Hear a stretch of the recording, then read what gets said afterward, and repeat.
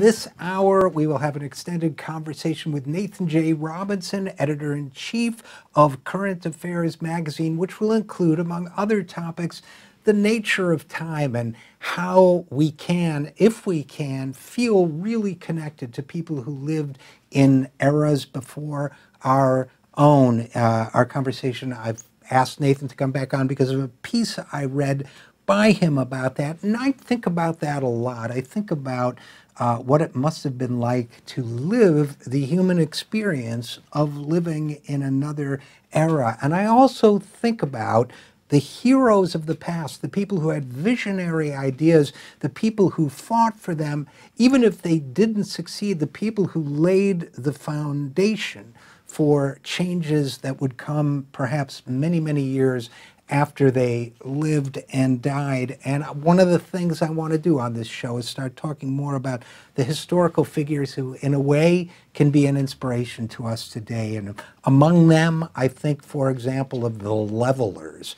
The Levelers were a movement in England in the 1600s during the period of the English Civil War. Now, some of the things that were striking about the Levelers were, first of all, they didn't belong to a political party or faction of the time. And remember, this was a time of lords, of aristocracy, of kings, and so on.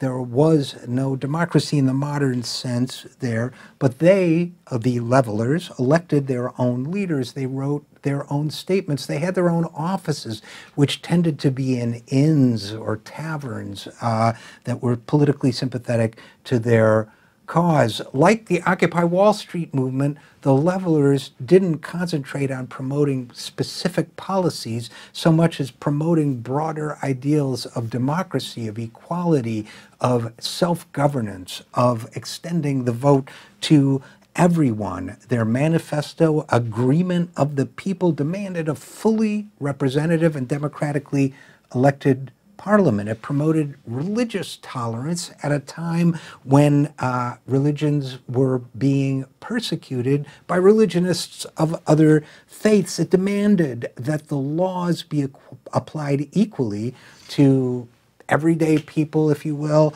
and to the powerful alike, which is something that we could certainly call for a restoration of, given the fact that no bankers, for example, were prosecuted for their widespread fraud and criminality after the 2008 financial crisis. And the Agreement of the People made the revolutionary declaration that, quote, "The power of this and all further representatives of the nation, that is to say elected officials, is inferior only to that of those who choose them," end quote. In other words, we are the ones who have superior rank over our elected officials and those who serve them, including the generals and high officials. That, my friends, is democracy.